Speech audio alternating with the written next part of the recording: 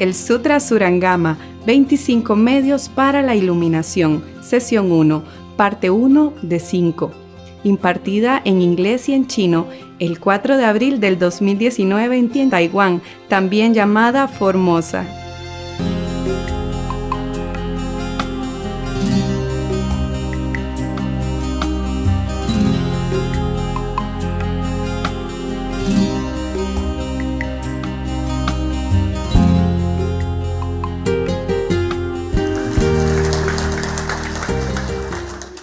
Ê, 过年有拿到红包了？有啊！哎呦，太好了！过年红包没有？没有 ？No。OK， 弥补。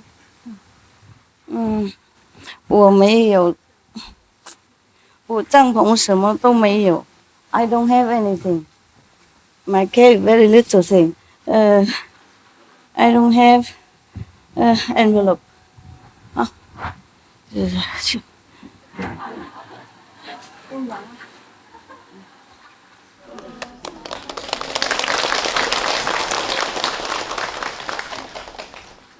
The other nuns, monk already, New Year already have.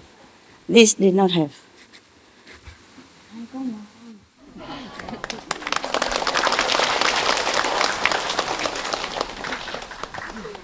Doesn't matter New Year or not. We can always offer to the monks, yeah? I offer all the time when I see them, not just here. I come down. 佛保佑 ，OK?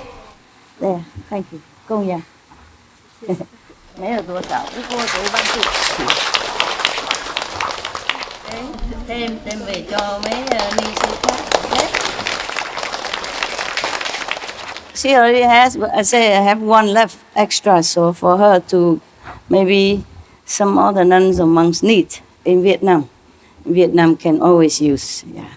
Monks and nuns anywhere can always use some money, okay? Even if they don't use for themselves, they can always offer to other monks and nuns. They more poor, yeah? You okay? Good. Thank you so much. Wow, a lot of people. That's good. That means you like to practice. The hair is a trouble. I want to cut my hair, shave it like them. Convenient, but cannot. At the moment, cannot. Oh, also this for you. Drink, okay? Beer, cola, juice. All none together, okay? 这个种厨房的，他们偶尔给我一个、两个，懂不懂？然后我就省下来，我不喝，我喝水而已。因为有时候要给工人啊，他们进来帮我修理，就给他们。不然的话，就今天有和尚给他们吧。I give it from my kitchen, and they bring me sometime 1 or 2. You know, I don't drink, I save it one side. And today, so I have a lot. Okay. Wow. Mucho. And some little snacks, okay? And some noodle. In case hungry. Noodle. Put in the noodle. Put in the bowl.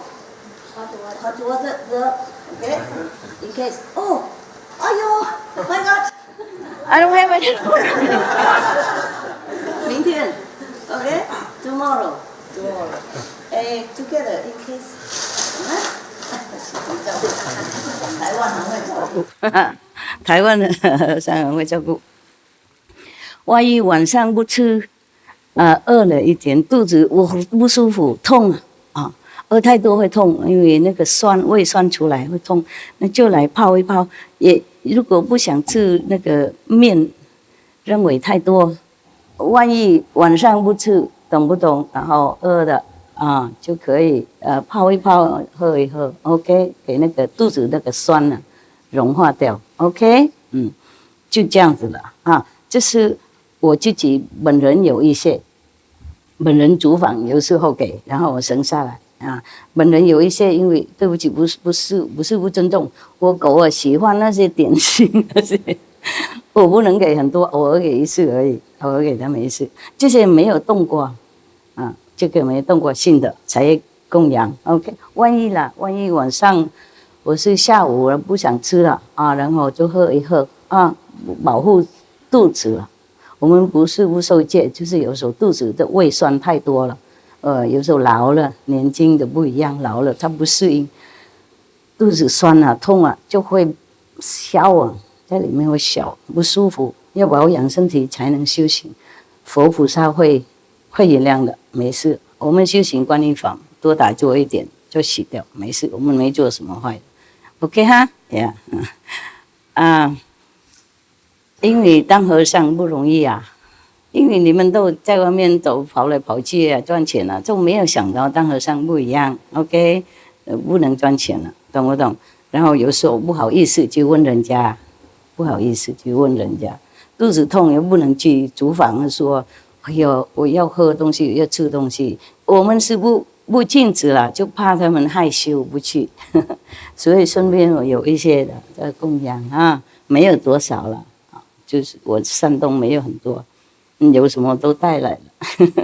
OK， 多谢收容，谢谢。一点点，万一需要的时候哦，放在一个地方，大家和尚都知道啊，需要就来拿一拿。随时都那个机都有热水嘛，是吗？是。你们都知道哪里有热水吗？如果不知道，就叫他们一起去看，好吗？然后热水泡一泡啊，不然的话喜欢喝热水也是来那边拿喝热水。有时候不舒服不想喝冷水嘛。OK， 我们不是要求，不是刁难了，就是身体嘛，他有时候不听话。OK， 那就不要那么严格。OK， 修行要紧，多打坐，多布施法了。多想那个天上啊。佛上就要紧，不是说这一点东西就那么很了不起的事情啊！OK， 我们老身体不一样，像我知道我老了不一样，身体他有时候我说业障我不知道了。如果我一个人没有做什么，没人的，好久没有出去看什么同修之人的话，就没有那样这么复杂的，奇怪的都是奇怪的。怪病啊！你说什么？业障干净，你怎么知道？我有经验啊！看到多人就这样了，会被影响，是吧？是所以一个人修行，一个人这样躲起来修行是最有福报的一个人。OK， 梁延庆来了，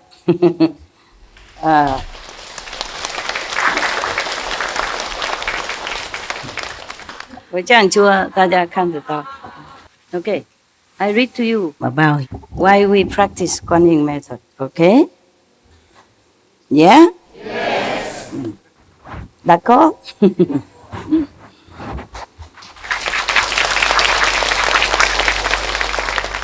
We should really thank the past masters, monks and nuns and scholars who have taken time to record the Buddha's teaching after the master's nirvana, and also for the past and present persons, lay or monks or nuns who have really dedicated themselves, sacrificed their time and precious health or under any difficult situation to translate this so that I can read it to you. And we have to thank them. And may they be blessed forever by all the Buddhas, past, present, and future. May their merit be immense. May they be liberated forever. Thank you.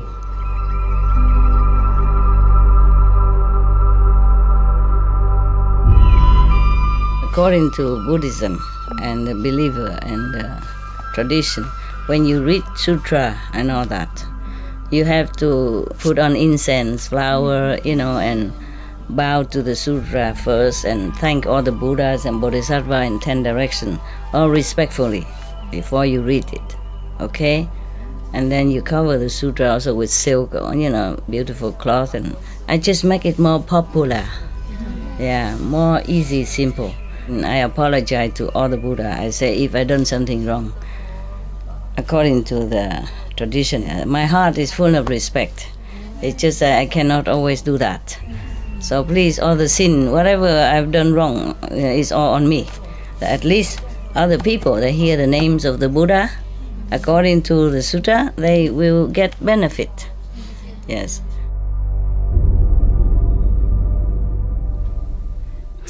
Ananda.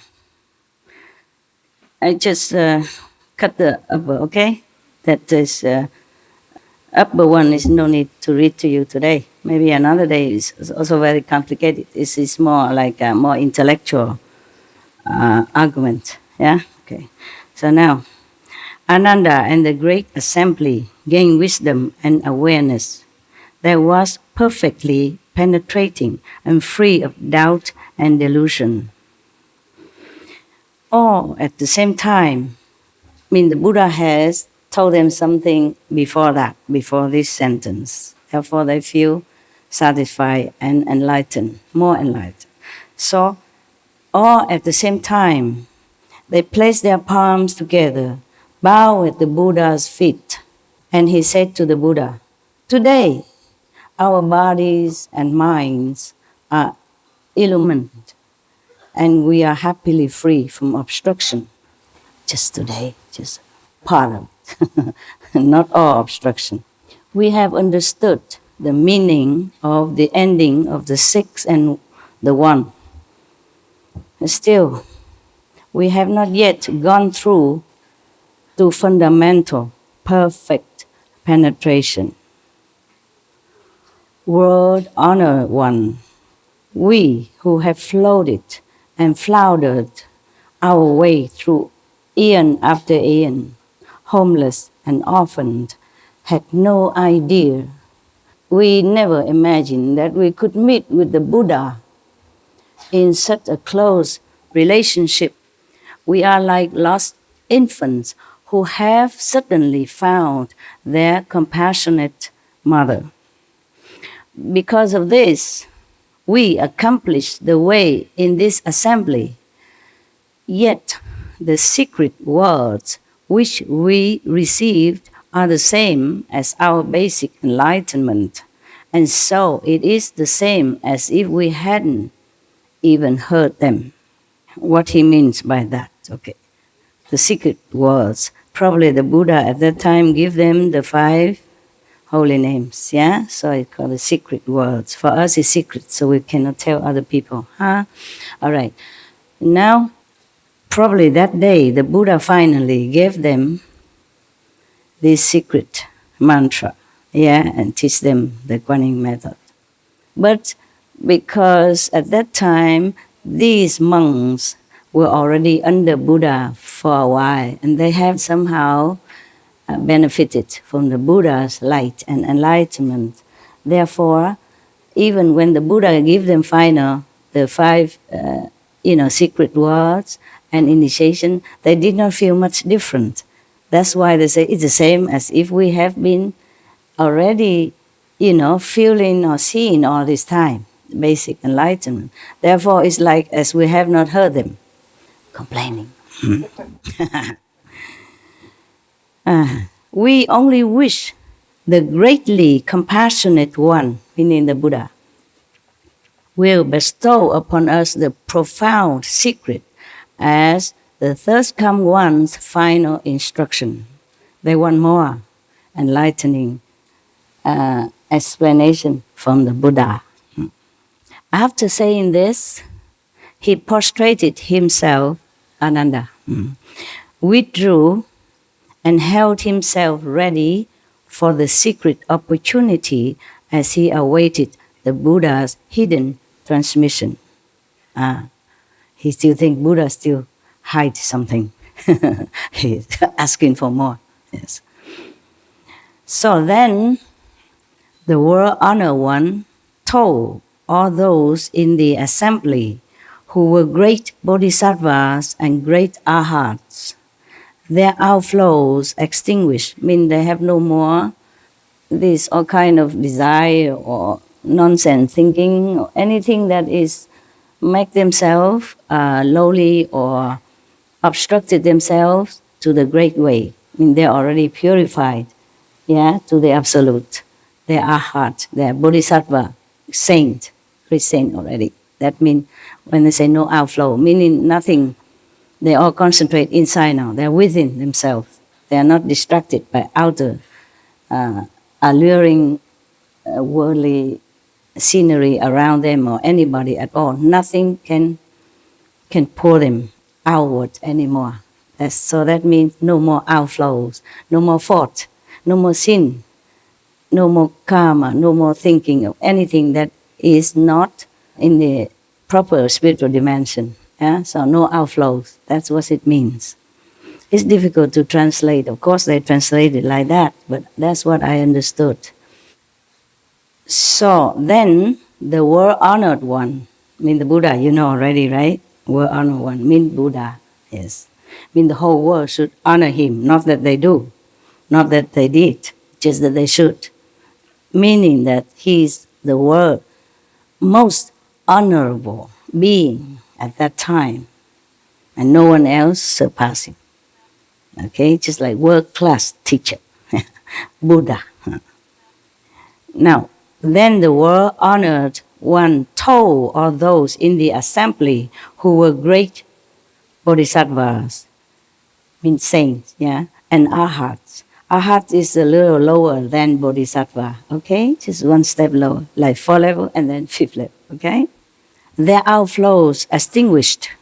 He said thus, all of you bodhisattvas and arhats who are born from within my Dharma and have attained the stage beyond learning, I now ask you, the Buddha asked, when you first brought forth your resolve and became enlightened to the 18 realms, which one of these brought perfect penetration? Through which expedient did you enter samadhi? Okay, the Buddha had taught them different methods, or maybe they have just been enlightened by themselves through their own good karmic spiritually from the past life, or through their sharp faculty in that lifetime, or because the Buddha's blessing. So each one of the monks at that time, Buddha did not teach them immediately the ultimate method. Buddha did not teach them the Kuan Yin method until that day, I guess. Maybe that's why he's explaining to them why you have to practice this one now, the Kuan Yin method, that day. That's why it come about here now, okay? So the Buddha asked them, the assembly of the monkhood, who always has been following him a long time, or years or months, which method has brought you enlightenment, to begin with. So one by one, they will tell the Buddha now, okay? Yes. Not all Kuan Yin method, okay? Actually, when the Buddha was alive, he taught quite few methods, okay? And when Patanjali, one of the great Indian master, also taught his disciples quite different methods, okay? Oh, a lot of them, a lot of them. But we don't need all that. It's too confusing for you, and it's not so guaranteed. It's not so easy for busy life like today. And also because nowadays we are very, very much contaminated by so many things and so distracted. Therefore, Kuan Yin method is easier for all of you. And at that time, even at that time, the Buddha will say the same. Okay? Now I will read on and you will know what I'm saying. The Kuan Yin method I mentioned sometimes before already, like in Lotus Sutra, Buddha also say that. And other sutra also. And I say also in other religious sutra, they also mention here and there. I just say quickly when I go lecture. Yeah. But this is a more detail. Okay? One by one. I could tell you about, the Buddha already said that. Okay? So I'm going just to read it to you. It's more authoritative from the Buddha. You know, the Buddha, he took 250 plus precepts. He don't tell lie, okay? It's written black and white. He would not teach you for what? He went out and begged for 1 meal per day. What does he want from you or anybody at that time? So what the Buddha said should be true, okay, huh? Yeah. All right, now, one of the bhikkhu, meaning one of the high monk. Bhikkhu is a monk. Bhikkhuni is a nun. Understand that? Bhikkhu is the name, Sanskrit name for fully precepted monk.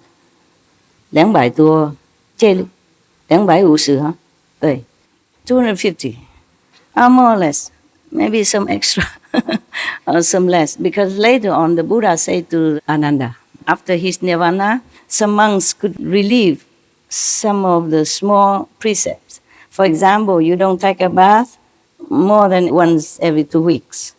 Well, Buddha said for such a precept you can overlook, because in some area too hot, but also a lot of water is okay. The reason that precept was there when Buddha was there, because they assembled together and so many monks, and at that time we don't have tap. You complain about water here, but you should know if you live with the Buddha at that time, you probably can drink only every 2-3 days. You can take a bath only every 2 weeks. Too many, you know, and they don't have enough facility. So of course, bathe once every 2 weeks is okay. The Buddha don't know. He didn't even have to give me that precept. I don't have time to take a bath so often. You understand? If it's too bad, I just wipe, okay? Wipe myself, change clothes. For example, like that, yeah? Okay. Or maybe eat once a day only before noon, yes? But the Buddha said can relax. If you have to travel and you don't have the food on time, then you may take a food after that. For example, like that. Because if every monk go out begging all day instead of one time a day, how do they have time to listen to the Buddha teaching? How do they have time to meditate? You understand that? Okay. At that time it's different. The Buddha knew that. So he said after his nirvana, some precept can be relaxed. It's like that. Okay, huh? But I'm not going to go further on precepts since you are no monks. And these reverends, they know already. Huh? Okay. If you're not monks and nuns, you're not allowed to see the precepts. Actually, you should not know about it. Okay? Maybe you know and then you don't keep it. It's bad for you. Your conscience already know it and you don't keep, you feel bad. Maybe you look down upon it, just say, wow, what nonsense. Yeah? And then you have bad karma. You understand? That is why only when you determine to leave home, leave the world in order to be a monk and nun, then maybe you're worthy to know about it. Then at that time your mind is somehow already fixed on this idea, and then you will just long to know the precept, how to be a monk. You will not think negative or anything. All right, so one of the bhikkhu, the monk, said to the Buddha, he and the other 5 bhikkhus arose from his seat, bowed at the Buddha's feet, and said to the Buddha. When 5 of them practiced the same method, I guess, so all 5 of them rose up first and told the Buddha what kind of method they did practice first, you know, to get some enlightenment. So this bhikkhu name is Kaundinya. It don't matter, okay? Kaundinya. The Sanskrit name, when it's translated into English, is already not very correct. And my accent make it worse. So it doesn't matter. One of the 5 bhikshus, and the first one probably the leader of the group, with others of the 5 bhikshus, arose from his seat. I told something in between, you know, instead of just read it. Oh, you want me to read it on? Just, no, the Buddha says something and then Ananda answered, you want that? No, I have to explain sometime. Maybe I don't have to, but I just do. Maybe you know everything already, right? You love it? Yes. You love my calendar, right? The calendar. Okay, here come your calendar. Yeah. And extra. Yeah. So they rose.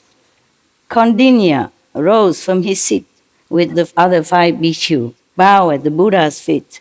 A tradition in India, okay? When you want to pay respect or when you want to talk, you first stand up.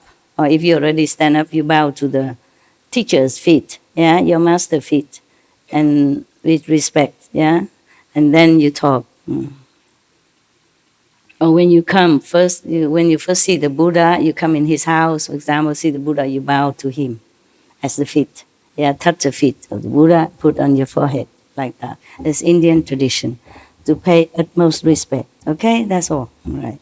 So now, and he said to the Buddha, when I was in the deer park is when the Buddha also stayed there some time before and preached some Dharma, some teaching there, okay? And they were there, the 5 monks were there. When I was in the deer park and the pheasant garden, these are all in, India or Nepal, huh? Not here. I observed the thirst come one immediately after his accomplishment of the way, meaning when the Buddha first came out of the enlightenment, the first ever time, after practicing for 6 years, and then after sitting under the Bodhi tree, no eat, no drink for 40 plus days, and he became enlightened. Then he arose out of the Bodhi tree and he wandered around. Maybe he went to Deer Park and Pheasant Garden. And that's where he met these 5, the first 5. Actually, the story of these 5 bhikkhu, I probably told you before already. So I don't want to mention here, okay? They are the first one who get the Buddha's enlightening talk, yeah? When the Buddha preached the 4 Noble Truths, yeah.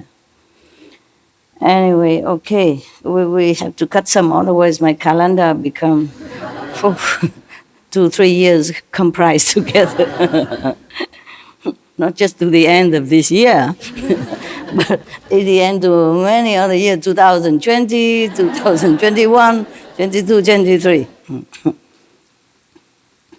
And if I haven't told you about these first bhikkhus under the Buddha's teaching, then I will probably remember it, or you remind me, then I will tell you in another time, okay? It's not much to us right now. It's not very important. So it's just that important that they were the first one and they the first rise up and told the Buddha which method they were practicing, okay? So they say that the thirst come one immediately after his enlightenment, accomplishment of the way, meaning he just got the complete enlightenment that day, or maybe just a few days ago. And then upon hearing the Buddha's voice, I understood the 4 Noble Truths. You know? What is the 4 Noble Truths? Anybody know? Except the monks. I told already. Didn't listen. Forgot. What is the 4 Noble Truths? What's the first Noble Truth? Yeah, all of you have it. I don't even need to tell you. We all have. What is? First one? I give you my cup. The Dharma? Oh, no. That's not the 4 Noble Truths. That's the only truth. Okay. Birth. Old age. Sickness. Yeah? Death. Okay. That's the 4 truths that nobody can escape. Okay? Right. Remember now? Yes. I keep my cup. Thank you.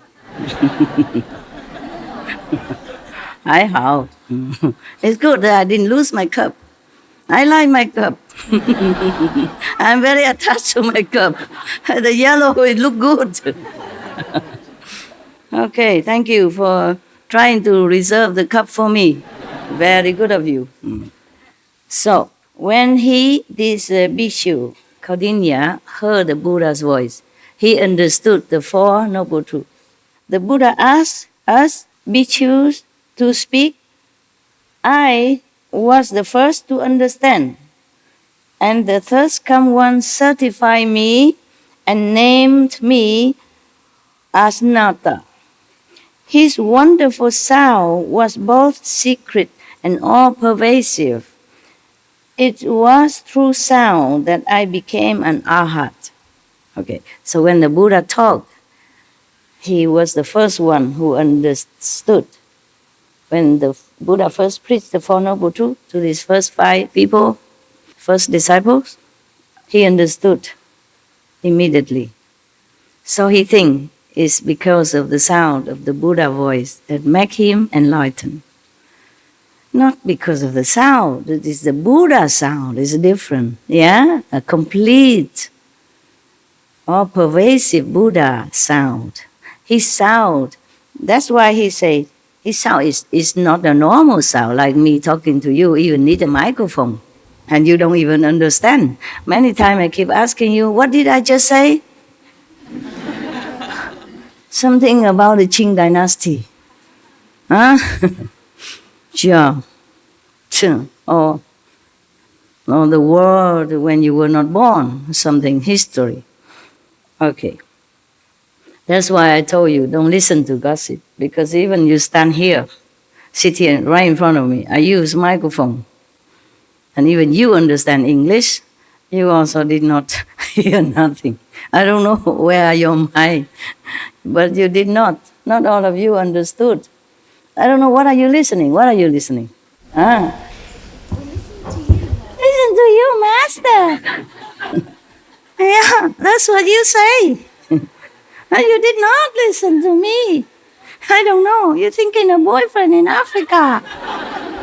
New boyfriend. Or maybe would be, will be boyfriend, future boyfriend. Future wife, I don't know. Because I asked you today also, you did not say answer correctly. I wonder. That's why I said to you, don't listen to people talk, especially negative things about other people. Even if you hear it, even with your own ears, or see with your own eyes, things are not the way it look like, or seems like, yeah? It could be wrong. You could be wrong. Some criminals, so-called criminals, went to prison for nothing because the witness say that it's him. But it wasn't him. Maybe look alike. Maybe the witness see it wrong. Maybe he thinks wrong. Maybe at that time he was drunk and seen double. Who knows? Okay? So some prisoner went there, let's say wrongly accused, and even died. Have death penalty. That's why some countries, they abolish completely death penalty to avoid this unfortunate, event, unfortunate things happen to innocent people. So he said because of the sound that he became arhat. But you have to listen well. Listen, yeah? Listen well. He said that the Buddha sound, his wonderful sound, the voice, was both secret and all-pervasive. It was through sound. But this is different sound. You see that? All-pervasive and secret. How can that be? How can that be secret when the Buddha was preaching? Anybody know the cup is going? Nature in Buddha. At that, in the sound, no. He hear the Buddha sound. He said the Buddha was preaching, you see, because the Buddha was preaching the Four Noble Truths and he was listening. He heard it and he understood it. But it was both secret and all-pervasive. You always make me look like a wise person. You always force me to tell you the answer. Why is that? Huh? Okay. Since I have no choice, I pretend that I know. All right. And you just have to take it because you don't answer me. So you have to take whatever answer I give because that's what all I knew. Okay? I guess when the Buddha was preaching, because Buddha just came out from enlightenment, with all this energy in him, conserved all these 6 years and 40 days intensive meditation. He just came out. So the whole beings of him is full of blessing, Buddha power, light, and wisdom. Incredible at that time. So these 5 lucky bhikkhus, practitioner, got it all. At least as much as they can absorb at that time. So when the Buddha was preaching, he entered samadhi then. You understand what I'm saying? He's still here, one side from the Buddha's worldly voice, but inside he also hear the Buddha in all 10 directions then. Because when the Buddha says something, it's not just the humans that hear, the animals hear them. The devas from heavens hear them. The ghosts, all the ones hear them. It's all in the 10 directions. It reverberates all over everywhere. And only when you're in samadhi, you hear it. It's different then. But because he's in samadhi, so he can hear both half from the Buddha voice physically and the inside, the true Buddha's voice. Therefore he thinks, okay, that's what enlightenment was. I was enlightened because I hear the Buddha's voice, which is secret and all-pervasive. Secret because he heard it inside and all-pervasive, as if only the Buddha was only whispering to him. Because he see nothing at that time anymore. He hear nothing else. He don't see the other 5 bhikkhus. He don't see anyone else. He doesn't see anything. Only Buddha and him. Only the Buddha's voice. That's why he say it's secret. But then it's all over, everywhere in the 10 directions he can hear. Because he opened his ear at that time. You see, the Buddha blessing make it happen like that. Yeah? In the presence of the Buddha, many wonderful things happen. So this is what happened to him. And he thought, wow, because the Buddha is preaching, I got enlightenment. You understand now? Yes. Take it or leave it, because you don't have other a wiser answer for me. No? All right. Moment. Or maybe I just sit on the table, huh? Yeah, sit on the table.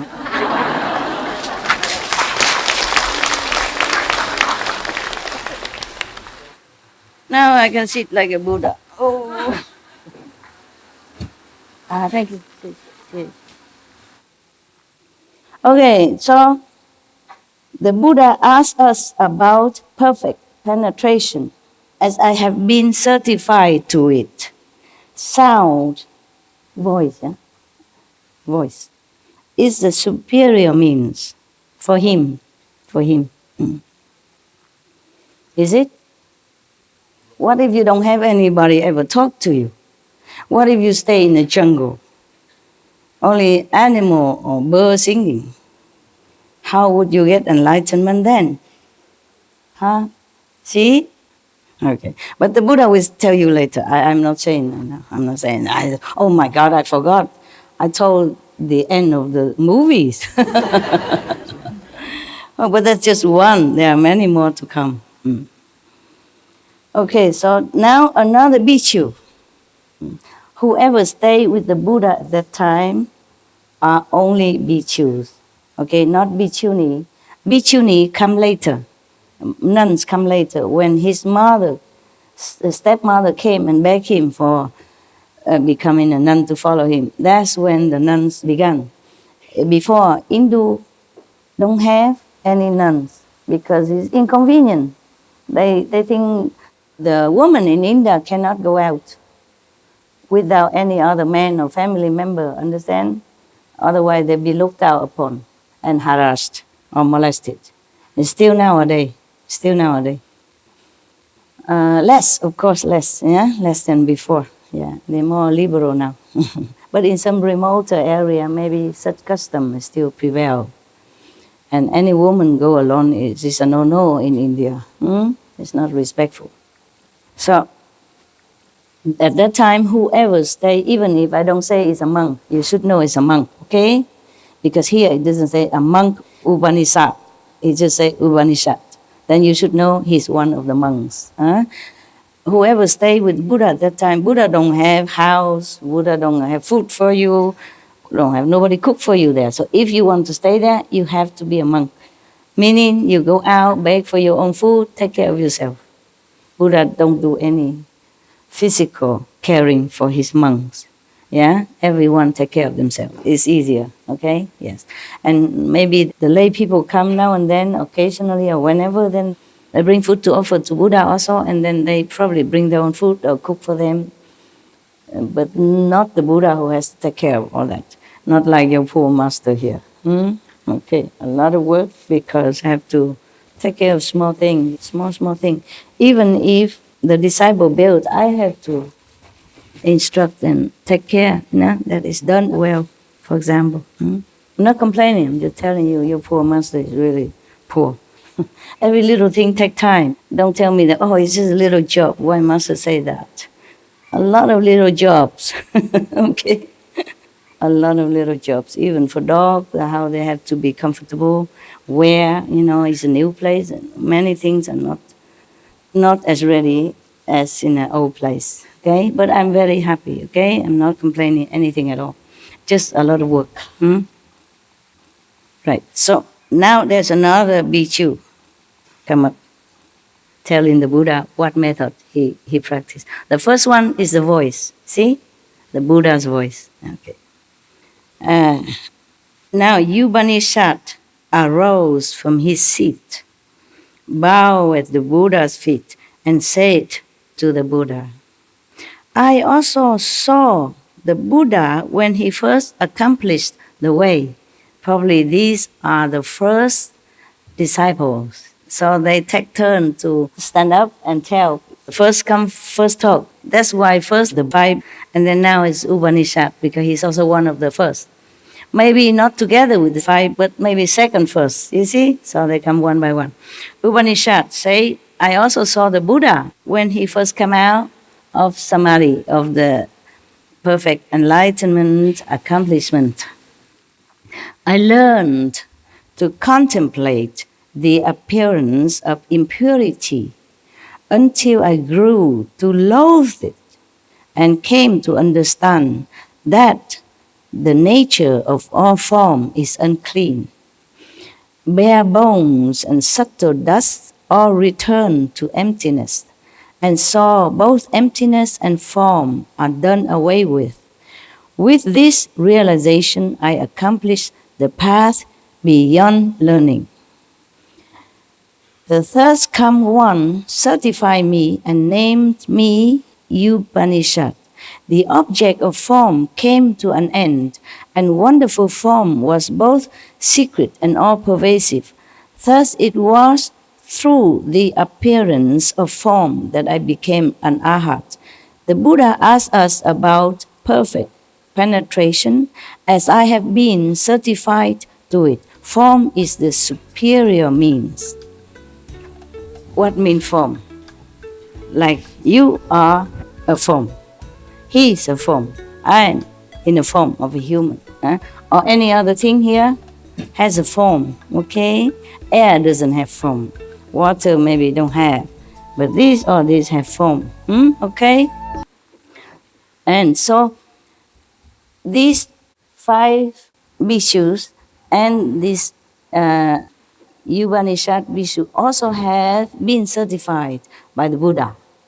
Certified meaning when they told him about their experience, and the Buddha said, that's that. You have been in Samadhi. You are at level of arhats now. Congratulations. Buddha first came out of enlightenment. I would also like to be there. Taking in all this blessing, you understand, power, and I love, When Buddha first come out, he's so generous, you understand me? Whoever come, take it. And he has no worry about karma or nothing at that time from disciple. But even then later on, he has karma, because more disciples come, more karma accumulated. And even the Buddha cannot digest it immediately if it keep repeating and coming and not enough time to erase. Just like if you are very dirty, take a few shower, longer time to clean. If you just sweat a little bit, just a little soap or even no soap, you rinse it out. When it's accumulating, if you've been working all day in the hot sun, in the dirt, in cement, in the rock and all that, then of course you're more dirty. And all day, and not just a few minutes or 1 hour, 2 hours, different, same. The Buddha, when he first came out, no problem. By the way, I told you these 5 first bhikshu are very bad. They were taking Buddha's blood before, many former lives. You remember now, okay? So that doesn't mean they are good or angels or anything. It's still bad karma, and not very good, But the Buddha took them in, no problem. He didn't feel nothing. And another one, Upanishad, came also no problem. A few more, no problem. But in some time later on, normally Buddha don't mention much about his taking karma or anything, or not too much mention in the sutra. But one time something leaked out, like because of the disciples' karma, he has no food to eat for 3 months. He has to take horse feeding, horse food. Just one sentence that we can understand now, leaking out some secret, that the Buddha also took the karma from disciples. And mostly also in the Bible, like Jesus, nobody mentioned that. Jesus also don't say take karma or anything. He said, come to me, you heavy laden. I will, uplift you, quicken you. But then later, in 1 or 2 sentences, they say, because of disciple karma, he has to be crucified. No need to say a lot. Then we know that it's all the time, just one time. If it mentioned one time, that means all the time, often, So the Buddha, at that time, it just came out, powerful, strong, don't have disciple, just 1 or 2, or even 2 dozen, 200 is a piece of cake for him. Later on, 2,000, 200,000, or maybe more. Then he crumbled, just for a little bit. And because of the disciple that he could not even stay long in the world. He's supposed to stay long, forever. But Ananda didn't answer, didn't beg him to stay, didn't say, oh, please stay. So finally, Buddha has to go.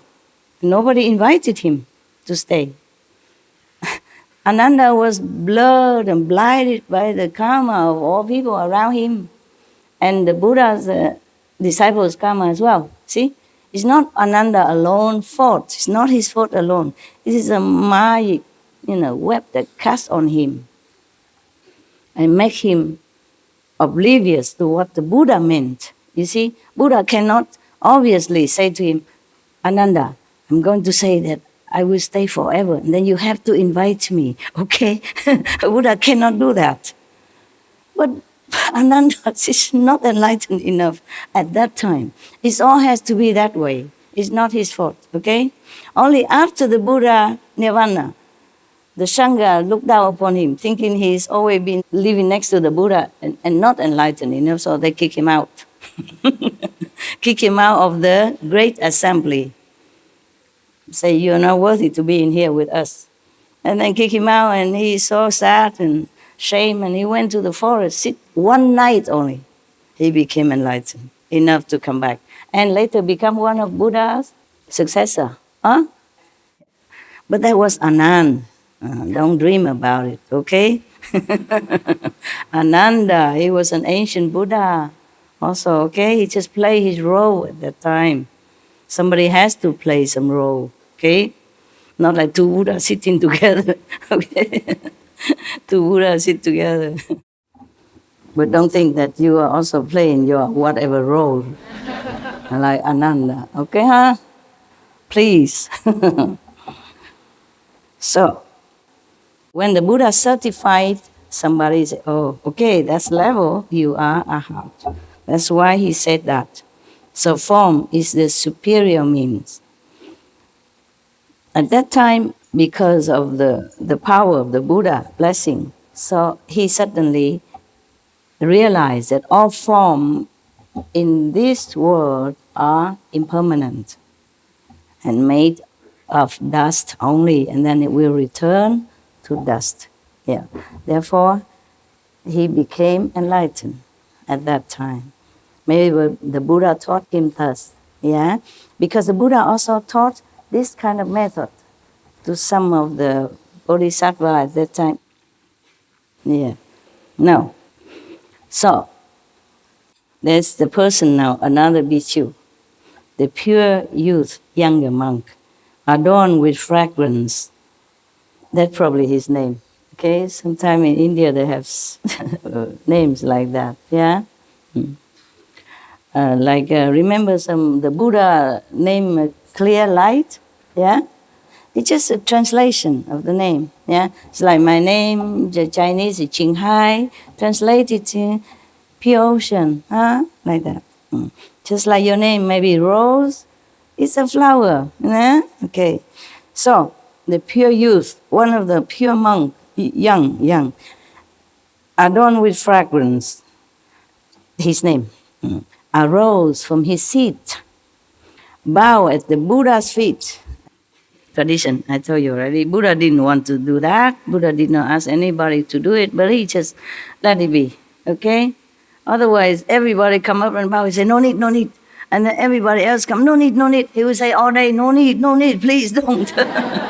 Too much trouble. In my time, it's easier because I talk in the microphone and people record it and you already overheard it. Master say, don't bow to her. Don't pay obeisance. Don't prostrate. Nothing like that. Also, I don't need a lot of hurrah, okay? All right, now, I know you love me. That's why you forsake your comfortable home to come here cramping together. And I do know that, huh?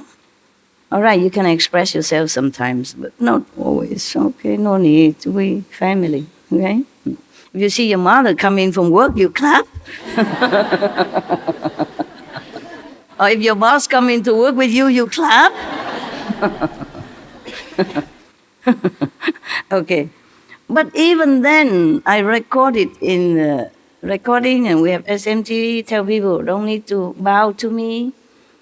And still, one time, one of Vietnamese old man, comrade from Vietnam, he want to prostrate to me 3 times. He said because it's a Vietnamese tradition that when you accept by a master that you respect and believe, you must prostrate 3 times. And some also bring some gifts, tradition. But I say, no, nobody prostrate to nobody here. Don't do it. Because if you prostrate to me, I have to prostrate to you, and I'm too old now. My knees doesn't like too much trouble. So I have to tell him many times, so then he stopped. But he did not even feel very, happy about it. For him, it would have been better if he prostrate 3 times. Then his heart would feel more complete. Fulfilled. More fulfilled, yeah, more contented, yes. I know that, but I cannot let him. He just have to prostrate to the Buddha somewhere else, yeah? And prostrate, maybe he can do it at home, private, with privacy, in front of the photo, okay, nobody say anything. Why have to do in front of the assembly? And if I let him, then everybody want to do that. Why him? Why? And then everybody come and prostrate, and then we have no time for anything. Look, if I sit here waiting for all of you, come in front of me, prostrate 3 times. Imagine when it will finish. Yeah? And waiting as well, and dusty, and no time for Surangama Sutra, no time for eating dinner, no breakfast, no cleaning the hall, no meditation, nothing, just prostrating all day long. In queue. In queue. Understand? Yes, we have respect inside, and it's fine. I know you love me. Somehow you do, yeah? At least most of you. It doesn't matter if you don't love me. I love you. That's 100%. Okay? Just like one man who was very much in love with one girl, but she's not in love with him. The story I told already before, but it's very appropriate here. So the man, he keep following, he keep like chasing her every way and giving her gifts and stuff like that. And the other friend feels sorry for him. Oh, she doesn't like you. Huh? She doesn't love you. She doesn't care about you. Why you waste your time? No. Our love is 100%. What are you talking about? The man said, who? Who 100%? You mean she loved you 50? He said, no, I love her 100%. My love is enough to cover for both. Yeah, what logic. It's so cute. All right, then. So he said to the Buddha, this adorned with fragrant adorned Bhikshu tell Buddha that I heard the thirst come one teach me to contemplate attentively all conditioned appearances. After I heard thus from the Buddha's instruction, I sat in repose in the quiet of a pure dwelling, just like you sit, in your corner at home meditation. I sit in a quiet corner of a pure dwelling. When I saw the bhikshu light sinking incense, the fragrant scent quietly entered my nostrils. I contemplated this fragrance. It did not come from the wood. It did not come from the emptiness. It did not come from the smoke. And it did not come from the fire. There was no place where it came from, and no place it went to. Because of this, my discriminating mind was dispelled, and I attained the absence of outflows. The third come one certified me and called me adorned with fragrance, according to his experience. Defiling scent suddenly vanished, and wonderful fragrance was both secret and all-pervasive. Again, it was through the adornment of fragrance that I became an arhat. So, the fragrance awakened him. But this is different. It's not like you sit here, I put an incense next to your nose, and you became an arhat. I wish I could. Then I would buy all of the incense in the whole world and put a bunch in front of your nose. Then we are done with, and I don't have to come here. Yeah? And I will go buy incense and put on everybody's nose I can outside in the world. Then we all enlightened. So, is that easy? In this time of Dharma ending age, even, all brainwashed. Okay. That is after he met the Buddha. One of the first disciples here. Buddha is still strong, young, full of power, newly enlightened. Of course, he's newly enlightened, meaning he newly reclaimed his position as a Buddha. Otherwise, he has been Buddha long before we even know what the name of the tree, even know this word, nothing. Known long before this universe or this earth has been even formed. Eons already. So now, when Buddha talked to him, instructed him to contemplate on the conditioned appearances, just any appearance. The Buddha taught him different method. At that time, and in any time, I'm telling you, most masters don't teach you immediately the Kuan Yin method.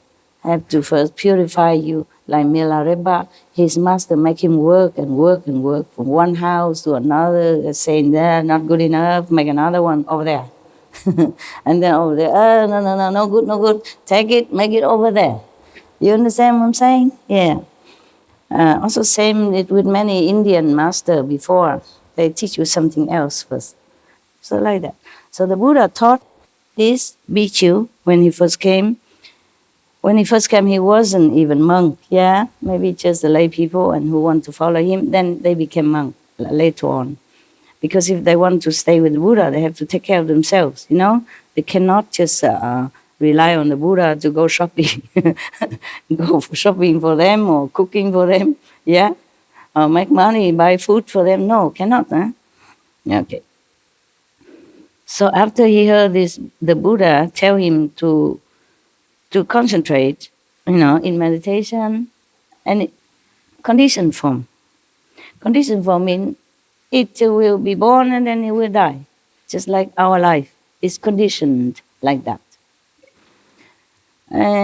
Sometimes some teacher, or maybe Buddha at that time also teach you to contemplate on the light. Yeah, one light, like the flame of the candle. Okay. When I saw the bhikkhu light sinking incense, the fragrance, you know, that's why he attained the absence of outflows, means he is purified. Yeah, good. No more mundane thoughts will come from his mind or enter his mind. Understand? No obstruction. The Buddha certified him and called him adorned with fragrance. And then any defiling scent suddenly vanished, and wonderful fragrance was both secret and all pervasive. You see, this is different type of fragrance that he smelled. He saw the bhikkhu, other bhikkhu were lighting incense. Some incense were sinking, maybe heartbroken already, and no more flame, no more burning. So some bhikkhu, some monks, take turn, probably on duty. They come and light this incense again. Sinking means no more. You see, the incense was like falling down, the ash falling, no more burning. So some bhikkhu lighting it. And then at that time, he happened to be nearby. And he saw it and then he smelled the incense. But it was both secret and all pervasive, meaning he saw it outside, he smelled it from his nose, but then he can feel the whole universe, the whole earth was filled with the fragrance. That's why it's all pervasive. Yes. And then he attained Arhat, fine. So the Buddha asked about perfect penetration. As I have been certified to it, the adornment of fragrance is the superior mean. For him, it's a superior means. Okay? For him, of course. So now this is the third superior means that already we have heard. Okay? All of them, all three groups has attained Arhat, purification, Samadhi. Of course, at that time when he smelled that incense, he already entered Samadhi due to the Buddha blessing, because Buddha just instructed him to go meditate. Buddha blessing went with him, not just instruction by mouth, but the Buddha says something to you, bless you. Yeah? So he went and he entered Samadhi. But he still can smell the incense from his own nose. But yet he feel the incense is filled all over the 10 directions. That's why he feel it's secret, private, for him only, but also everywhere. Because he's already lifted up. He's already lifted up. I tell you, these things are true, you know. It's true like that. You can see outside and inside at the same time. You can be outside here and inside at the same time. And when you come down halfway, then you might still see some flashing light, you know, like sometimes when you sleep, something suddenly wake you up and the light still flashing when you're back into your body. But then it's gone, of course, yeah? This thing like that happened. And it happened to me also. Today I just told the kids my own story, you know. I see things, but it's not there. Like I see a beautiful sofa, which I imagine it should be, and then it wasn't. It wasn't that sofa. It was an ugly sofa that I did not like. And I saw the whole Taiwan become like European. But it wasn't. I was in Taiwan. I even call everybody to ask, am I in Taiwan or am I in Europe? And they all certify me that I am in Taiwan. Master, you are in Taiwan, and we are in Shihu now. After the third certification, I know. Okay, and then I saw the sofa, which is not the sofa. I stand in front of it and praise it. Oh, this is the sofa that you should buy. This is good. This is the sofa I wanted you to have. Wonderful, wonderful. And later I said, please buy me another sofa like that. They bought me the same old style that I already did not like. I said, Master, but you ordered us to buy the same sofa. I said, the same, the white one, the beautiful one that I praise in front of you. They say, yeah, we heard you praising the sofa, but we did not know why, because you told us you don't like the sofa before. And all the whole Sihu, none have this sofa anywhere. And none even in any catalog that we saw. Okay, so later I give up. I just accept the whatever ugly sofa that I did not like before. Because it keep moving, and then they will buy me another ugly sofa anyway. So I said, never mind. It's only for dogs and me. Fine. And then I told the kids also that sometimes they buy me juice in a plastic bottle. And they give me just like that, yeah. And then before I live somewhere, there's no filter water, so I just drink the juice. Sometimes in the kitchen, they bring me some, sometimes 1 bottle, 2 bottles, and I drink it in order to use the bottle. So I save about 6 bottles. To wash my hand, or to dampen the cloth sometimes, to wipe something. Yeah, so I don't have to go out in the rain to get the water. So when I have a 6 small bottle, small like this, 6 of them, I'll put it there next to a bucket, yeah, so that I can wash my hand or rinse the towel in it. When I don't want to go out to get water, I always have some water inside. Also very convenient, sometimes the water they cut off because I often have to repair a water pipe and stuff here. So I always have some water in case, I feel I'm very smart, And whenever I use it until only 1 bottle left or none left, then I bring them all outside, I fill it in and bring it back in. And I put some in pockets, some under my arm, I just bring them all in together, 6 bottles. And one day, okay, same usual. I always put the bottle in front of, whatever empty, I put right in front of the door, behind the door. Before I open the door, you see it right in front of it. But the door has 2 panels, One side I fix it with the latch so that you don't have to always open. Because if you don't fix one at least, then the wind will blow boom, boom, boom. Even if you lock, it still go pluck, pluck. So I put the 5 bottle in front of that latched door part. The other part can always open the latch and go in and out. One part enough for me. I'm only small. No need 2 or both open. They make it 2 in case you bring furniture in, but I don't have any furniture. I have only a step and 1 step and 2 steps. You can use that as a chair. And also to step higher to fix some curtain or something. That's enough, okay? I don't have table because in the cave already have some stone structure with the height. You can use it at the table. What for have a lot of things? And I have to dust all the time, I'm lazy, working too much already. And then I put the bottle there, 5 of them together. Put right next to the door, so when I come out, I will take them together. I won't forget, see? I don't have to come back in again, let the bottom come out. Whenever bottle empty, I put right there. So the door is like this, okay? This is my inside house, okay? Inside. This is the door. And when I want to open, I open like this. Got that? And this side fixed. This side open when I want to. Otherwise, I lock them together. Understand? I lock them. To feel safe, yeah? I lock double. Double chain and another lock. So it's equal to 3 locks, okay? At night, yeah. And whenever I'm inside. When I'm outside, I don't care. Lock or not lock, doesn't matter. But when I'm inside, I lock 3 times, okay? Okay, so now I put the bottle here. You see what I mean? Right next to this fixed door panel. And then whenever I get out, I just take them, put both pockets or put in a bucket and get out together. Yeah? Throw away the dirty water that I wash or something I use for mopping or anything or wiping things. And then take the clean water to the bottle to come in. That day, I put already 4 bottles together there. And I saw it, I know it. when I want to bring it out, I saw only one bottle and the bucket. Nothing else there. And it's funny, I just put it full there, just now. And then I went in just to answer the phone or do something. Come back out, nothing, only one bottle, one small bottle. I said, where are the other? And I feel myself, my God, you're getting too old woman, you forget everything. And I really don't have. There's nothing at the door, so that's hidden.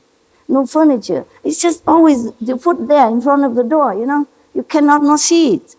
And it's a routine job. It's not like first time I forgot. No, nothing. Only one bottle. So I said, okay. I went back to the other area, look, nothing, nowhere, because the cave is mostly empty. It's nothing hidden anywhere that I cannot find. 4 bottles missing. I said, I must be cracking up, you know, old, because nowhere else can find. And outside the sink, nothing. Nowhere. Outside, inside, nowhere. So I feel very confused and sad. I took 1 bottle and bucket, go out, do it, fill 1 bottle. I said, okay, I don't need you for 1 enough. Just more trip, okay? All right. And I put the bottle in, put the bucket where it was already, and then I went back to do some work, paperwork, as usual. And then later I had to go out through the door again. I saw 4 bottles right there. 1, 2, 3, 4. It's like army, you know, I put 1, 2, 3, 4. I said, huh? What happened? It's right there. I could not understand it. And I have to check with, with the wise guys. And they said, what happened? Did you hide it, or what's wrong with my eyes? Something wrong? They say, no, your souls had not completely come back from the high to high. That's why you didn't see it. You see only half. I said, okay. Same with the sofa. Same with the Europeanized Taiwan. Yeah, it happened like that. Oh, why I told you this? Something fragrant, yeah. Just like both secretive and all pervasive. It's like that. When your soul is not completely there, not completely in the physical world, yeah, but some is still lingering there. You're not completely up, but you're not completely healed, yeah. So it happened to me several times, you know, more than several times. But some other time I probably didn't notice, you know. I thought, oh, maybe I forgotten. But the bottle you cannot forget, because this is a thing I do every 2-3 days, you know. When the water, almost like every day, I put right there. And even if I forgot, I have not put it there, then why I found them there just a few minutes later. You cannot not see it. It's an empty door, nothing there. It's a green color, so the whitish bottle will be standing out. You can't miss it. The thing is a routine also, every day.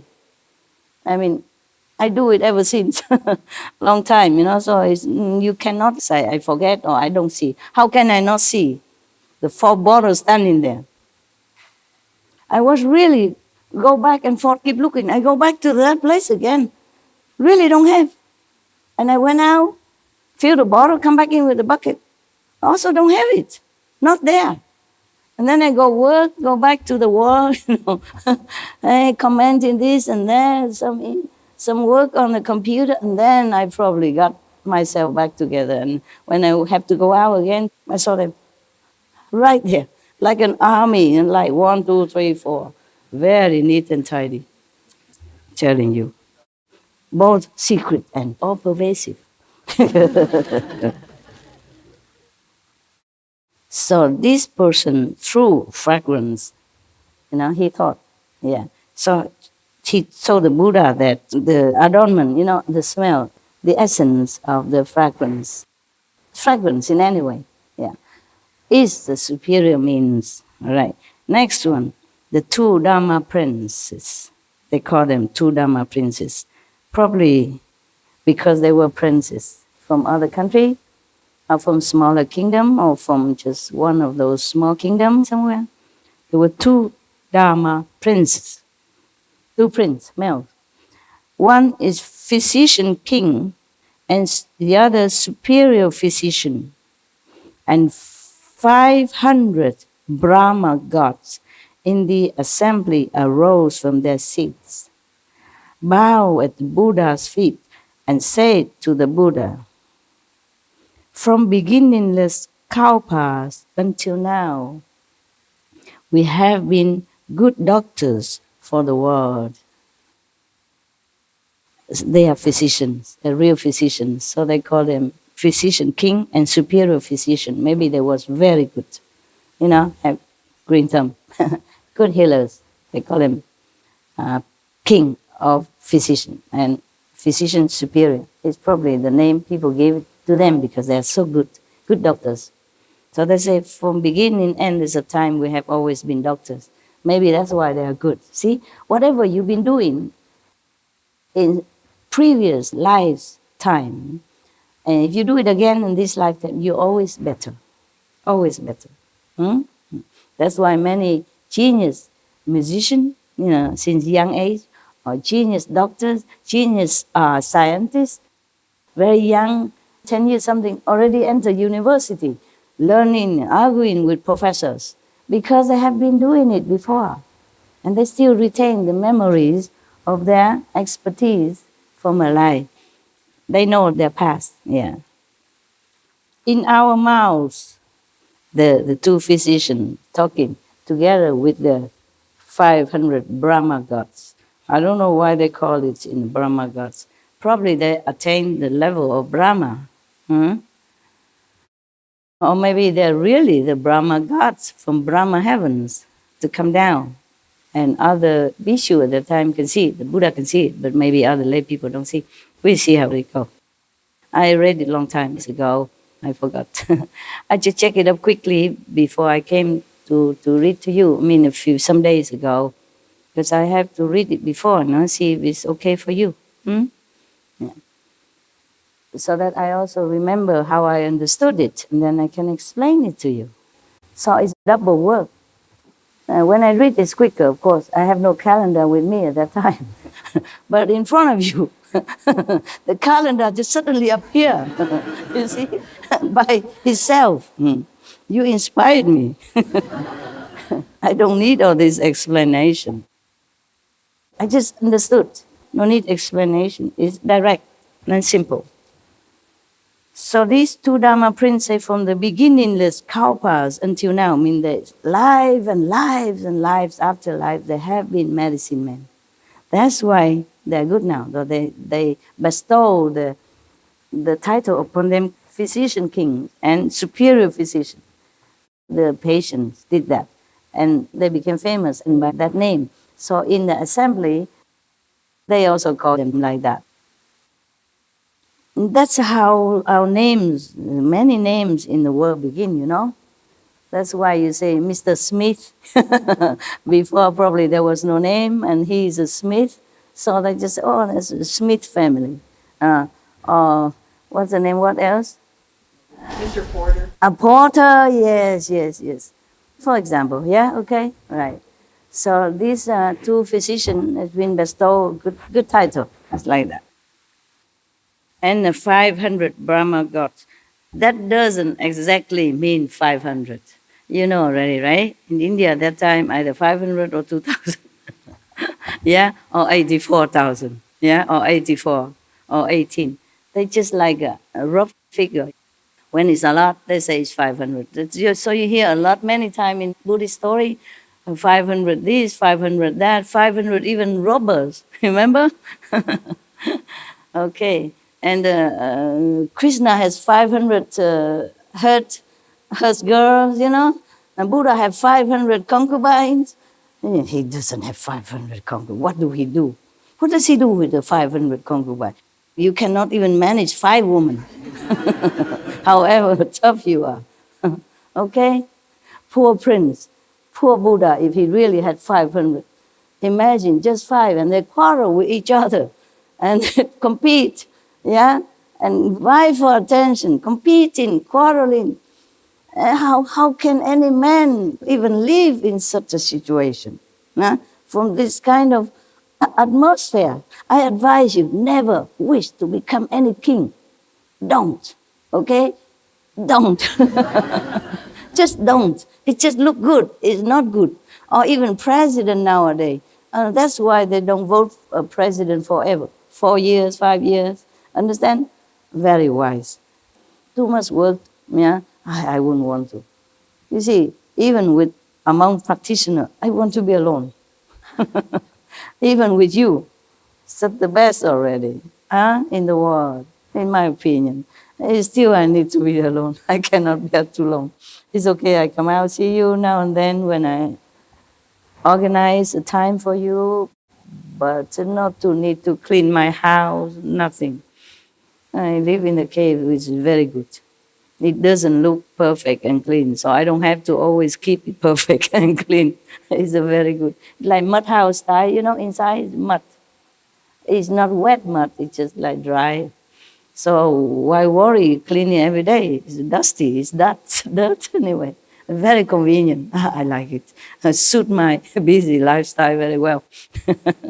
It's not like I'm attached to it, okay? I'm just happy that I found it.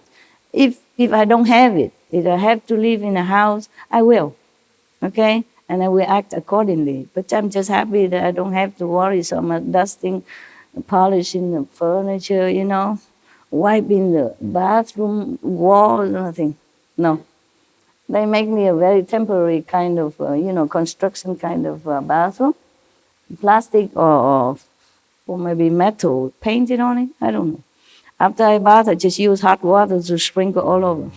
I spray some vinegar or some soap, and then I spray the hot water because it's very small, just enough one person. I spray also my toilet and also rinse it with boil water. Boiling water I already have in the bathroom. Clean, perfect. Yeah. No need to do a lot of work. If I have to do more work, I don't think I can sit here, truly.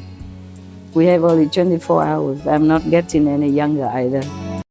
Okay, so the two doctors, King, continue saying, in our mouths we have tasted many herbs, woods, metals, and stones of the Saha world, of our physical world. Saha is a name in Sanskrit terms for our world. Okay, they don't translate it, just as Saha world. Because all the Buddhists understand that. Just like Samadhi, you all understand. So sometimes I say Samadhi, I don't translate it. So 108,000 flavors. Oh, there's a change here. 108, not 84,000, not 2,000. 108,000 flavors. We know in detail bitter, sour, salty, bland, sweet, and pungent flavors and the like, in all their combinations and inherent changes. We have a throughout knowledge of whether they be cooling or warming, poisonous or non-poisonous, meaning they have to know all the healing property and the contradicting properties of all the herbs, the wood, the stone, whatever they use to combine to heal people. Okay, this is truly a glimpse into a physician's world. In the old time, they don't test it on animals. They don't have that many, they cannot catch all the animals to test it. Nowadays, we're so cruel, we test it all on animals. Luckily, it's getting less and less now, otherwise my heart just cannot bear if I think about it. It's just so wrenching me, Okay, so the doctors in the old time, in our physical world, have to taste the thing themselves. Sometimes they know it's poison, but they have to still administer first on themselves, bit by bit. And sometimes they get poisoned. Yeah, sometimes they can cure themselves, sometimes not. But they have to administer it on themselves first, taste it first, before they can, prescribe it to patients or try it on patients. These are the true doctors of the old time. They have to go and harvest the herbs and pick the stone, those stones with mineral property, healing property, and the wood, whatever. They have to do it all themselves. Or maybe just a few assistants. If the doctor are more famous, they have probably more disciples, and they help him also. but not like nowadays, no? Not so easy. And they have to taste all that to see whether or not it heal them. First, they put poison or something that make the patient ill, and then they try the medicine, see how much in order to heal them. They think this may heal, but they're not for sure, you see. They're doctors, physical. They're not like gods or something. So they have to try it. You see? Try until they heal themselves. First they have to get sick or get poisoned, and then they heal themselves. Sometimes they overdose because they don't know how much. Sometimes mistake, and maybe they die or gravely ill. This is a true fate of physicians. So we nowadays take all the doctors for granted. But they are also working very hard. You understand?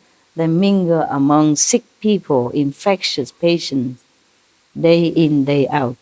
Sometimes got infected themselves. See? So these two physicians continue talking.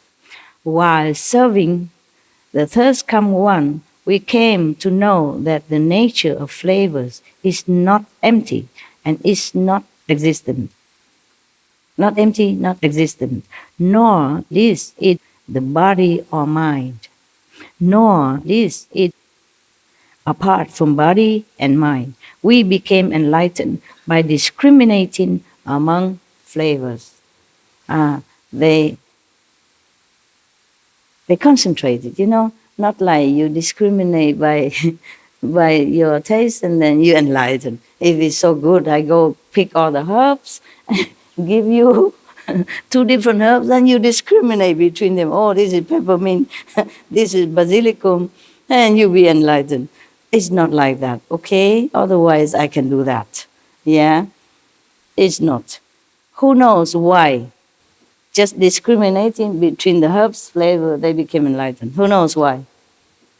I'm not giving you cup because, okay, you just have to learn. Why? So that they don't get contaminated between each other? They're not contaminated? Yeah. Anyone else? No cup, just your wisdom I want. Yeah. Because it took their concentration to, know the herbs? I mean the concentration to discriminate? Yes. Yeah, that's one point, yes. They know truly how to distinguish between 2 herbs. Mm-hmm. Okay, next one. Okay, you force me again, huh? Dig it out for me, huh? Okay, I pretend again that I know something. Buddha's blessing. You're next to the Buddha, yeah? Somehow you get some help from him invisibly, even if Buddha did not proclaim that. If you're next to somebody who shower, some water will sprinkle on you. If you go in a perfume shop, somebody spray perfume on this person, you're next to it, you also get a few drops.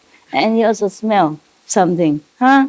They follow the Buddha wholeheartedly. At that time, they even forsake their own jobs and fame and power over the patients and the world outside, family, and I think they became monks. They believe so much in the Buddha. They love the Buddha so much. They want to be with him, to learn from him, and then to help the world in a larger scale, not just by medicine. So they are so pure already. All of them here. They're not normal monks. They're Buddha's monks. They're next to his house every day as monks. They talk to him every day as monks. They listen to the Buddhas every day as monks. Yeah? They're begging for food only monks. They have only 2-3 robes monks. They have no house, no wife, no kids, no nothing monks. They are with the enlightened master monks. Okay? Right. So now, because of that, not because of the herb discrimination, you're sidetracked by their profession. Yeah? Just like the magician, they do some hula hop and you keep looking at their movement. You don't know the other thing they're doing. They distract you by one movement, while the other movement secretly they do something to show you something. Yeah, because you're distracted. You don't see where you should see. You just think, oh, medicine man, of course, the medicine, the herb. So we have to concentrate. Nah, you see that? Yeah. Got you. Got them. Yeah, distraction is our problem. Yeah. So it's not easy, huh? But of course you pretend you don't know so that I pretend I know. You want to give me all the credit, and I thank you for that. Good people, good heart. So good. Yeah, very charitable. Yeah? They don't want me to lose face, so they say, oh, we don't know. Just talk nonsense so that master says something. Thank you. Anyway, you just want to keep me here. That's what it is. Longer calendar.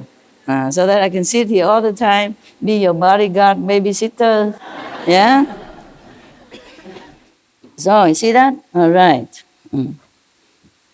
So, they were serving the thirst come one, you see. That's when they know the flavor is not empty, not existent, not this, not that, neither that. They were serving the thirst come one at that time.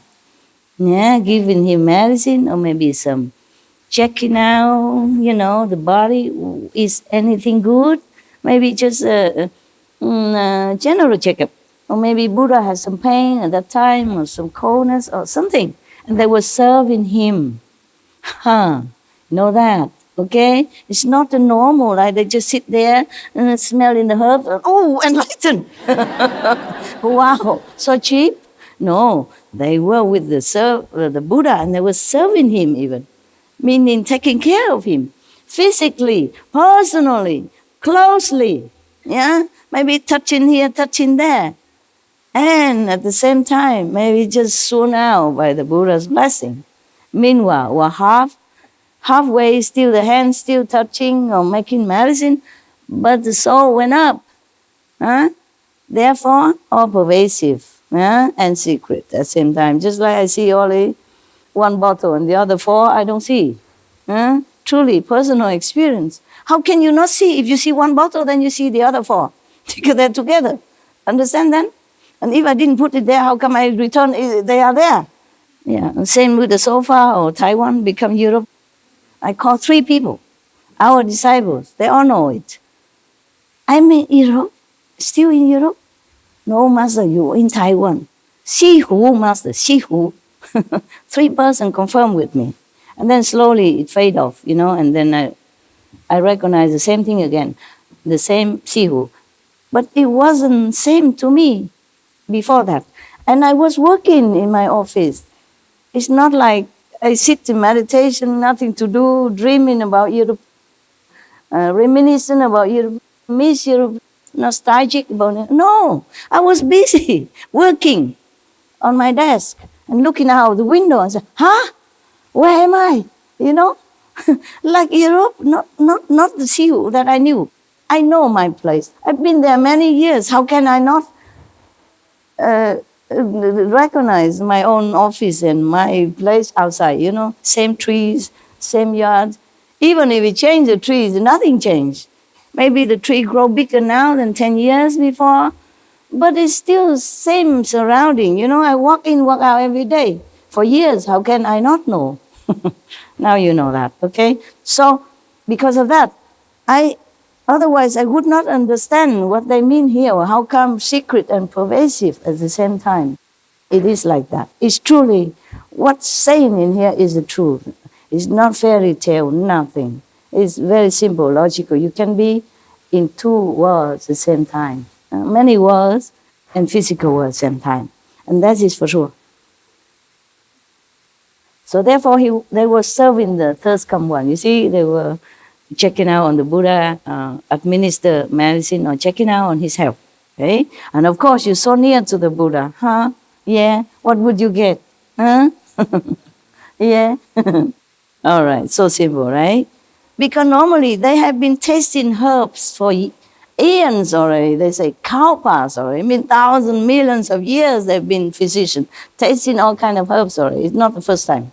So when they were tasting or checking out the herbs for the Buddha, only at that time they suddenly realized, not the same. It not come from this, and not come from that, and not from here, not from there either. Suddenly they realized that, how can? Thousands of cow passed already. Only now they realize it. So it cannot be that they concentrate on the medicine or herbs. Nada. You have to listen. Okay, 1-2 words difference make a big difference at the meaning. So the third come one sealed and certified us brothers and named us as Bodhisattva physician king and superior physician. Of course, they are superior now. They are not just tasting the herbs, but they know the empty nature, the illusion of nature, of anything, including the herbs and the medicine. Yeah? They know the illusion, nature of our world. That's what it is. So the Buddhas, of course, this is a superior physician. Not normal, not just knowing the herbs, but knowing the true nature of herbs and all things. We should really thank the past masters, monks and nuns and scholars who have taken time to record the Buddha's teaching after the master's nirvana, and also for the past and present persons, lay or monks or nuns who have really dedicated themselves, sacrificed their time and precious health or under any difficult situation to translate this so that I can read it to you. And we have to thank them. And may they be blessed forever by all the Buddhas, past, present, and future. May their merit be immense. May they be liberated forever. Thank you. Wow. That's very good that I can relax a little bit among you. I feel all of you who came today are very good. Yeah, I feel that way, and I was very happy. Very, very happy. Because sometimes a few worms, rot the apples. And I don't like that. I never like that. It's ruin the atmosphere for everybody else, for most people, and I don't like that. I do forgive. I forgive all the time, immediately. Forgiving and having around is different, okay? I told you already. I can forgive the mosquito who bites me, but I don't go and look for mosquito and pat his head or hug him and say, "Oh, I forgive you." Yeah? And if a snake bites you, okay, you run to see the doctor quick. Don't stay here and pat him and, "Oh, snake, you okay? You also have Buddha nature. I forgive you." Or if the tiger there, you run, okay? If he bites you already, especially, you run. You don't stay there. "Oh, tiger, I forgive you." Or you already run, go get doctor, already heal yourself. Don't go and look for the tiger again. "Oh, a few days ago you bit me. I forgive you. Come have a hug." Are you hungry still?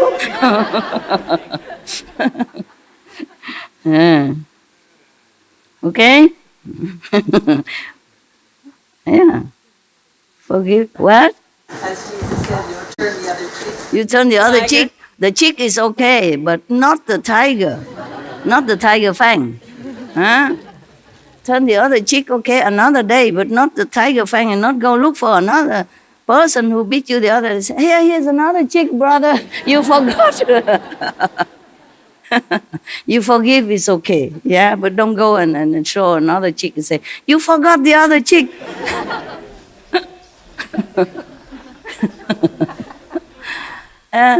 And tell him, Jesus say, if you beat me once, slap me one cheek, I have to give you another here. Here it is.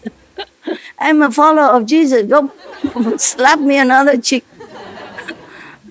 Yeah. You must have compassion and wisdom. Both. Not just compassion. Okay? Wisdom is important. I told you many stories, huh? Yeah?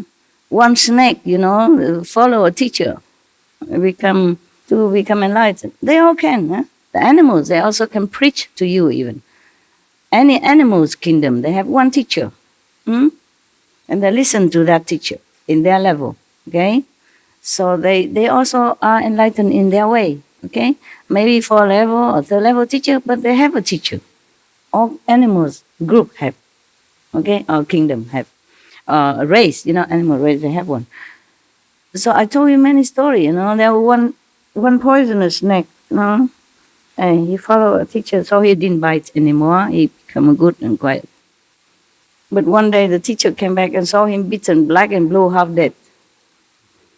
Teacher said, "What happened to you?" The snake said, "Oh, the children, they came and they swing me around and pick me up and throw me on the rock and all that. So I became like this." So the teacher said, "Oh, why did you do anything? You told me I should not be violent. I should not bite." Then the teacher said, "I told you not to bite, but I didn't say to you not to hiss."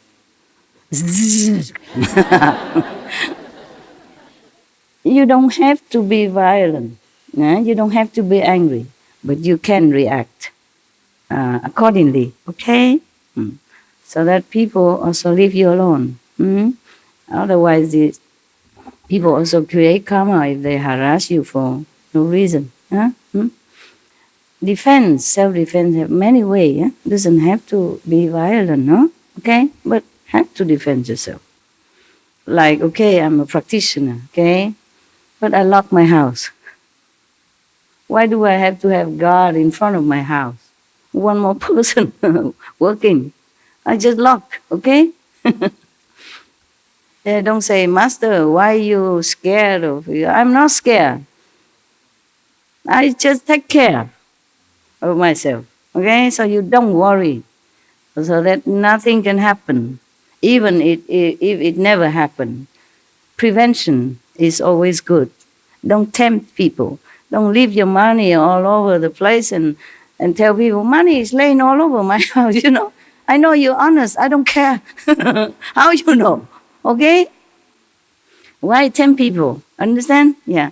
Also the same with the clothing. That's why you should wear, more decent clothes, yeah? Not too tight trousers to come in here and showing everything that you got. They don't come here to see what you got. Yeah? Try just to wear more decent clothes. Maybe buy some tunic when you come here, okay? Loose clothes, more comfortable to meditate. I know you used to wearing, tight things at home. It's easy, convenient to work at home. I know that. Buy a couple of tunic, okay? Like cover up to the knees or something like that. Loose, yeah? Not tight. Airy, easy to meditate. Cool, okay? Not sweaty. It's not obligation. It's just an advice. It's better for you, okay? Nowadays, many women wearing things is too poorly, nah? Not that they don't have money. They just wear it poorly.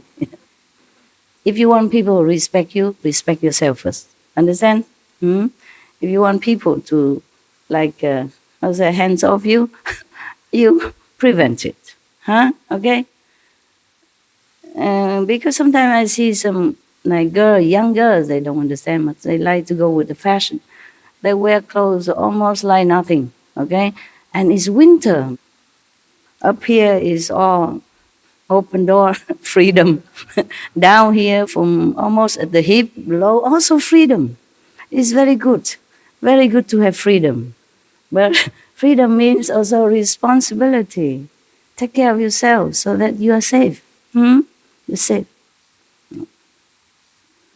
It may be good looking according to your opinion, but it may be also meaning something else for the men, or even for other women. Women are not all women. Yeah, just like men are not all men. Yeah. It's not their fault. It's just their karma like that. Their karma. And they've been born like that. They've been programmed like that. Okay. I think we should go, huh? Yeah. I'm going now.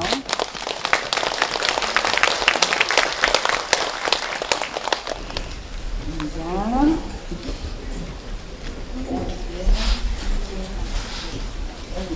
Look good though. They are sweet. Yeah. Brush your teeth. At least rinse with water. So you don't get tooth problems. Okay? Within 20 minutes. Because the bacteria will be there. Within 20 minutes after eating anything, you should brush your teeth. Or if you don't have, quickly then rinse as much as you can. Floss. Good night then. Love you. I appreciate your attention and you're really trying very hard. Thank you so much. I'm not sure if I can try as hard as you, if I am you. Okay? Thank you. Thank you. See you. Yeah, all of you. Love.